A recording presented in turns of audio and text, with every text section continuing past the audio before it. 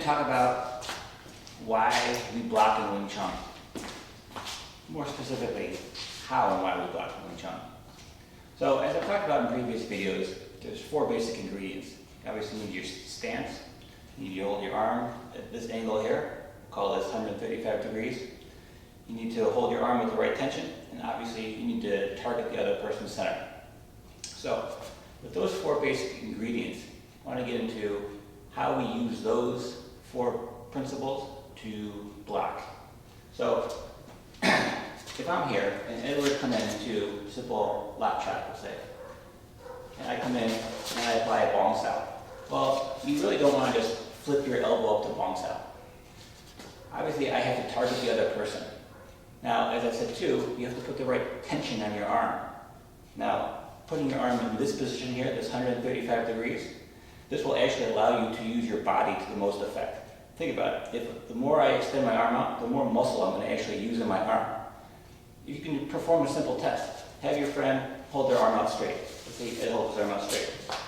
And ask them to try to hold this position as you simply push down. Ask them how much muscle they're using in their arm.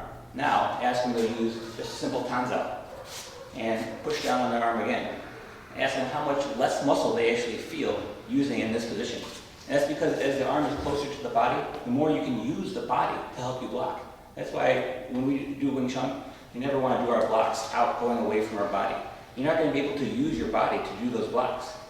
So, to get into a little bit more specifically now of how we're applying each individual block. Well, again, if he comes in and does a simple lap chop on me, I come in here first. I need to target his center. Now, I'm not simply flipping up my elbow, but as I hold the right tension here, it's this tension that I have here that's going to make me turn. Because as he comes in to apply the lap, I want to be able to hold this tension and go with that as he's making me turn.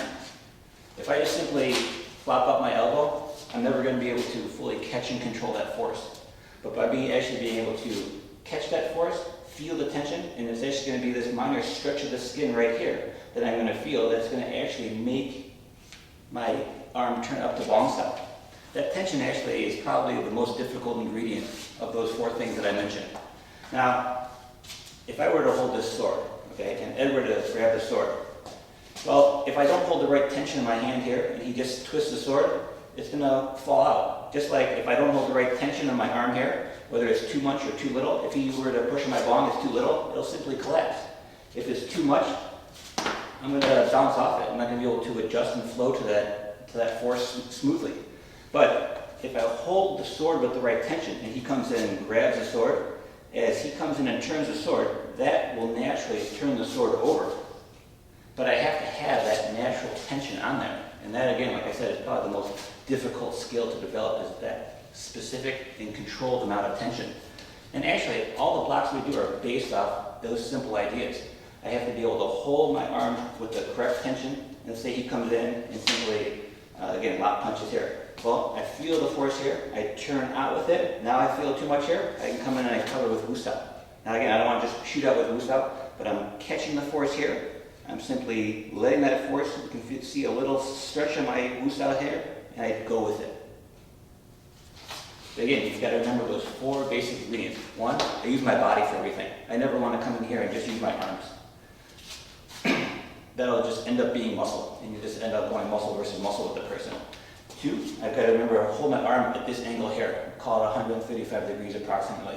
And whether I do tan, bong, bu, anything, I want to do that. Why? Because it allows me to use my body to support the arm motion itself without using excess muscle. 3, the most difficult aspect of it is learn to put the right tension on the arms. Again, too little tension, the motion will just collapse. Too much tension, you'll end up muscling it. That's no good.